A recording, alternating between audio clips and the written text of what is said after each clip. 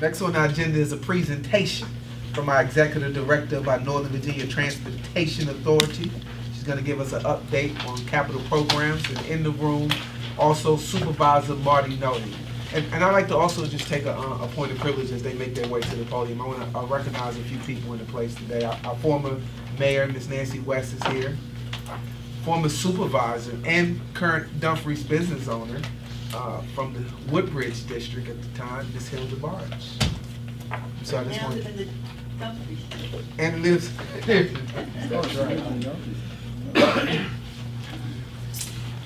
Supervisor Nohe, welcome. Thanks for accepting our invitation and coming out today. Thank you, Mr. Mayor. Congratulations, Mr. Vice Mayor. Thank you. Get to call you that. So for those of you I haven't met before, I am Marty Nohe. I do serve as the Coles representative on the Prince William Board of County Supervisors. That's the district that starts as a big, long border with the Potomac District. And but relevant tonight, I also serve as the chairman of the Northern Virginia Transportation Authority.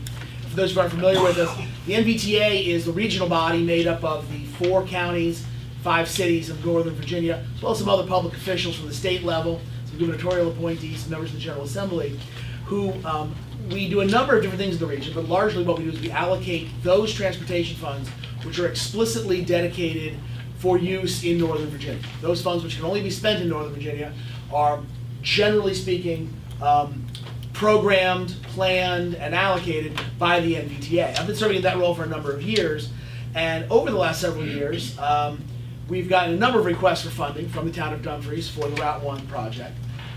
In the past, we've been able to provide small amounts of funding, but we're here tonight with some very good news about how we're moving forward on this project, and I will, with that, hand it over to Monica, who will share some of these details with you. Thank you, Chairman Nohe. Good evening, everyone. As Mayor Wood said, I'm Monica Backmon. I'm the Executive Director of the Northern Virginia Transportation Authority. And I really want to go over the next steps now that the authority has programmed $44.8 million in right-of-way for your Route 1 project. Wait a second.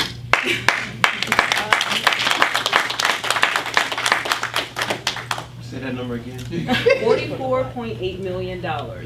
And I do want to start that this is the second time this Route 1 project has received funding from the authority. When we did our FY 2015-2016 program, which was adopted in April of 2015, the authority did award $6.9 million for some design work, some engineering, and some environmental work.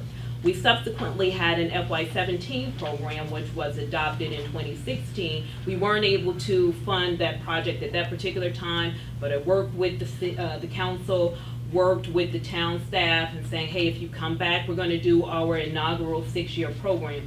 To this date, before we adopted the 6-year program, we did a 1-year program, 2-year, 1 year. They were kind of segmented, but the goal was to always do a full 6-year program. We received about 60 projects requesting $2.5 billion. We don't have $2.5 billion. Even before we lost our 2 revenue streams, or should I say they were repealed as part of the Metro funding package, we didn't have $2.5 billion. However, we wanted to make sure that our process was still robust. You can look on our internet or our website and find the methodology behind the process. And one thing I wanted to note, that we have a Planning Coordination Advisory Committee, which then Mayor Foreman sat on at the time, and then we had a Technical Advisory Committee because we do have these 2 statutory committees. And we had a public hearing, which was May the 10th, which Mayor Wood and Councilmember Nickerson attended. They also attended the town hall that Prince William had on that project and other projects in the Prince William County area. So I do want to say thank you. People seem to think public involvement, oh, if I give my comments, people aren't going to listen. No, we do listen. We have a quantitative process in which we look at the numbers, the data, and we also have a qualitative process. And hearing from the public is very, very important. So where we are, next steps. Because the project had advanced, and of course VDOT is actually implementing the project, VDOT informed us that they've conducted the value engineering analysis and they are ready for right-of-way acquisition. I know the town applied for the full amount of the project, including construction, but again, when we had $2.5 billion of request, we couldn't get to the full amount for construction, but we definitely wanted to make sure that right-of-way was funded and talk about some of the options on next steps in moving beyond the right-of-way phase once you're finished with that. So the authority, what we're going to do is have a call for projects next year. This time next year, we'll probably be asking the authority to initiate a call for projects. That call for projects will cover fiscal years 2024 and 2025, because our 6-year program that we adopted last month covers fiscal years 18 to 2023. The goal is to synchronize with the Commonwealth Smart Scale program. And speaking of Smart Scale, I'm glad to hear the resolution that was adopted earlier about the council applying for Smart Scale funds, because we've encouraged all localities and agencies to apply for Smart Scale money.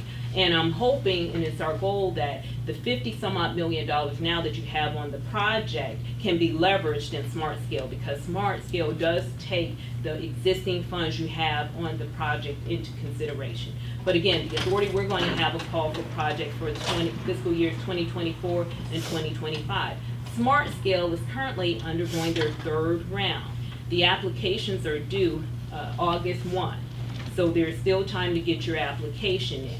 Smart Scale, the Commonwealth Transportation Board will be adopting the next round of their 6-year program, which is Smart Scale, in June of 2020, and the authority will probably be adopting in July of 2020. It's our goal to always adopt after the Commonwealth so we can make adjustments for projects that they fund, and we make no bones about that, because although we have the HB 2313 revenues, the Commonwealth is not absolved of their responsibility to fund transportation in Northern Virginia.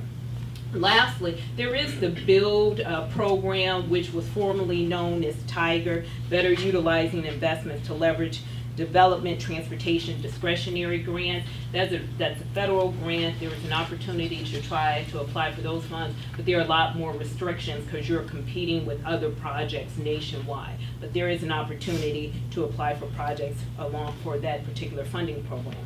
So it's our goal that the $71.7 million estimated cost of construction can be picked up for Smart Scale. If not, you still have an opportunity to show enough project advancement for the authority's next call for project, or when we enter our biannual update. After we adopt our program next year, or it won't be next year, but sometime in 2020, then we're going to be on the biannual cycle, which is synchronized with the Smart Scale project. But I do want to say your voice did mean a lot. We appreciated the mayor and Councilmember Nickerson coming out to those meetings. It's a lot of meetings. We had a lot of public involvement. We got resolutions from the town. We had senators and delegates in support of the project. So we wanted to thank you for coming out as well.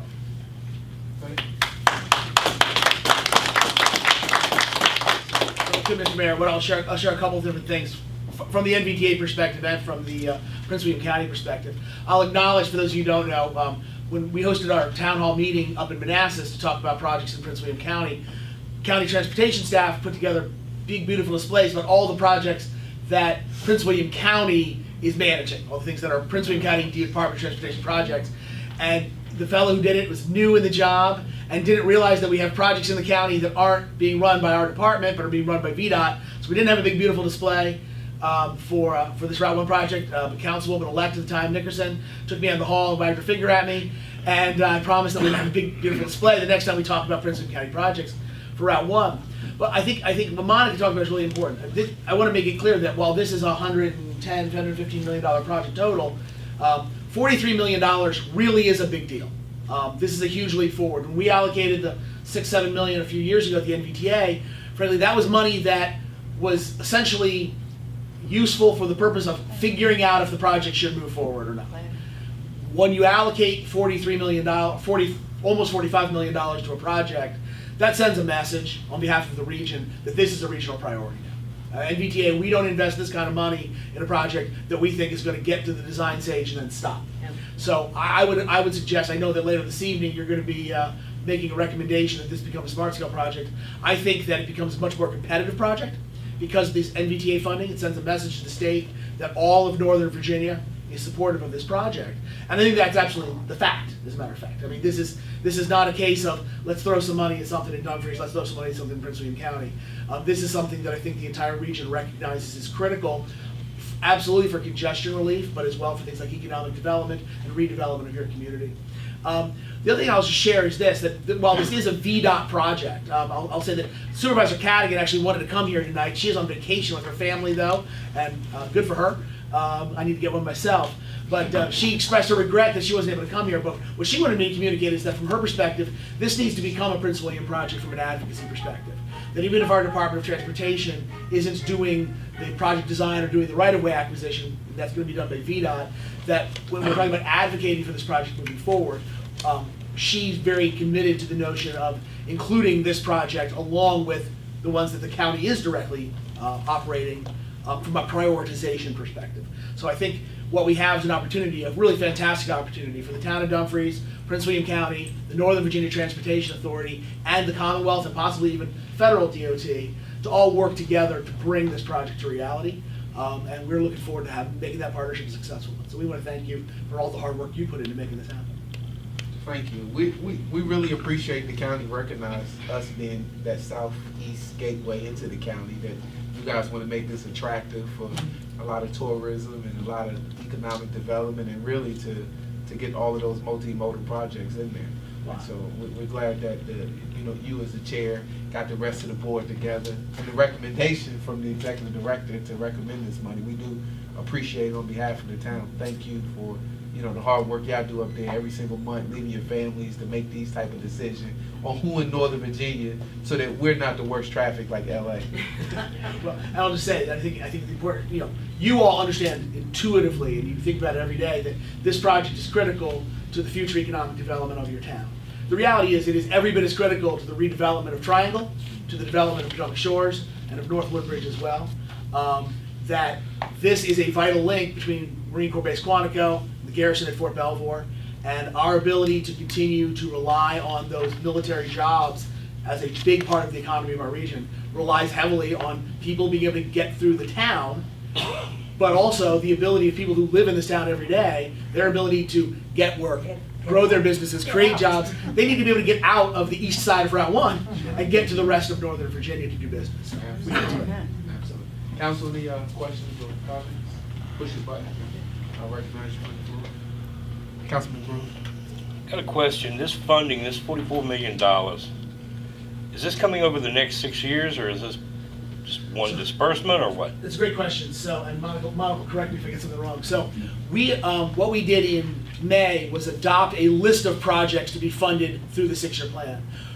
We have roughly, $1.3 billion we allocated in that project over the 6 years. We have not yet adopted a fiscal plan. We have not yet broken down how much money comes in 18, 19, 20, et cetera. So this 44 million will come over a period of time. It'll come over a period of time. So here's what will happen is, Monica's staff will work with VDOT in the next few months and get a sense of how fast they think they're going to need to spend money. If they say they don't need money and they only need X million dollars in 2019, that's how much we'll allocate in 2019, and then we'll make more available. Here's the good news though, right? Frankly, because we're a newish organization, we've approved more projects than we've been able to actually pay for. We've got lots of jurisdictions who absolutely need the funding for their project, but haven't been able to get it up off the ground yet. So we've got cash in the bank right now. So if this project moves faster than expected, we have the cash flow to take money off of one project and put it on another and do that reimbursement ahead of schedule. So if there's a piece of this that isn't funded until 2022, but VDOT figures out how to spend the money in 2019 or 2020, we'll make sure that cash is available to do those reimbursements. Because what I like to say is that Monica and I and our colleagues are known for funding projects. We don't want to be known for funding projects. We want to be known for getting people home from work faster. So if there's a way to make the project move faster, we'll make the money move faster as well. Well, you and I had talked out here on election day about the $160 some odd million it would take to redo this out here, and you told me, you said, well, no, it's just not 160 million. You're also looking at acquiring property along with that, which could cause additional monies to be spent. With that being the case, since Route 1 is a corridor between Maine and Florida, I don't understand why they wouldn't want, I mean, they're going out here doing 20A, they're going out here and doing over all these other little projects here, but Route 1 is still Route 1. I mean, it's a major thoroughfare equal to 95, and if you don't believe me, when they have an accident on 95, where do they go? Route 1. Where do they come? Through the town of Dumfries. So you, if I may, in my day job, I run a retail business. I get 10 delivery trucks on the road. Yep. Trust me, I now have to put as much worry into getting a delivery to Stafford County as I used to have to put into getting a delivery to Fairfax County. You're exactly right. What I'll suggest, I do remember our conversation, and I'll share with you, that issue of the right-of-way is a concern. What we found in Prince William County on our Route 1 project from Marys Way to Featherstone has been right-of-way costs have been coming in higher than expected in a lot of cases. So VDOT has got their work cut out for them on the right-of-way. I cannot rule out, this is kind of what we're talking about, I can't rule out the possibility that the right-of-way funds that we've been allocated might end up falling a little short if the town ends up having to acquire some high-value properties in order to make this road happen. And that's why we have flexibility in our 6-year plan. That sometimes jurisdictions do have to come back and say, we need a little more money. And I'll acknowledge, I live in this very weird world where, and as elected officials, you do it too. I do it at a level I never thought I would. Sometimes I get to use phrases like, sometimes people come back and ask for a little more money, 3 or 4 million. I don't know how much $4 million is. I will never see $4 million in my life. But I sometimes talk about a few extra $1 million from time to time. But if that happens, I think the authority is committed, if not legislatively at this point, we're at least committed intellectually toward making sure that this right-of-way phase gets done. I know that there's going to be some hard decisions that the council's going to have to make and VDOT's going to have to make in terms of whether the road zigs or zags and how that affects property owner A versus property owner B. And that's the kind of thing that sometimes makes these costs go up. So that's something that I think we're all going to have to keep an eye on. Okay, thank you. And if I could add, once the authority invests in a project, it's our goal to see that project come to fruition. So we try to make sure that we work with the project sponsors because it's just as important to us to get that project open as it is to the sponsoring entity because it's part of congestion reduction, it's part of the Well, the quality of life. reason I brought the question up too is because we were up on the scale, and then a bike share program beat us out. Now, this is kind of ridiculous when you've got a major corridor going from Maine to Florida, and a bike share program beats us out. So that's a really good point, if I may. This is a challenge that we deal with a lot, particularly when we have to look at projects that are getting funding both from the region and from the state. Because the way that we evaluate cost-benefit analysis in Northern Virginia is actually different than the way the state measures cost-benefit analysis. What we look at is what we call congestion relief relative to cost. How much congestion is relieved, in this case, a lot, versus how much does the project cost? In this case, also a lot. Sometimes small programs like bike share, they don't have a huge impact on congestion, but they cost under $1 million, and because of that, the ratio it's almost like those smaller projects almost don't fit into the calculus because they end up skewing the scale a little bit. Well, I don't understand why a bike share program would even be in the realm of road construction in Northern Virginia. Yeah. Because road construction in Northern Virginia is So are Priority we talking one. about an NVTA bike share program Yeah. or a smart scale? Yep, NVTA. So the NVTA, we have funded some bike share programs using a different source of funds, using federal CMAQ funds. I don't think we funded any bike share out of 70% funds, have we? No, we had not. But what I'll say is this, is that, frankly, and I've been vocal about this, the state has funded some programs, I don't know if it's been bike share, but there have been a lot of small projects with minimal impact that the state has funded a few years, in some of our past years. I think this project is going to really be very different in the eyes of the state this time around because, going back to this cost-benefit analysis, the NVTA, when we look at cost, we look at the total cost of the project. And even if NVTA is only putting up a third of the money, we want to analyze the value of that project based on the total cost. Frankly, we largely do that because what we don't want is jurisdictions claiming that they have money coming from someplace else so they can get it from us. It never comes, and they come back and ask for a little more. The state does it differently. The state does require that if you're claiming someone else's funds, you have to prove the money's available, but they give you credit for the NVTA funds or local funds. What makes that great news is that essentially this is a $160 million project the last time that VDOT looked at it. Now it's 100, $116 million project. The benefit is just as big as it ever was, but the cost has gone down by 30%, and that's going to make it a lot more competitive relative to every project, big and small. And frankly, if I recall, it did pretty well on Smart Scale the last time, just not quite good enough. And I think there were some concerns about do we put money toward this and then find out later that the full funding won't be available. I think the confidence in that full funding is going to be better. If I may, the Smart Scale project was, because of its infancy, it wasn't, we didn't have enough design to be able to show,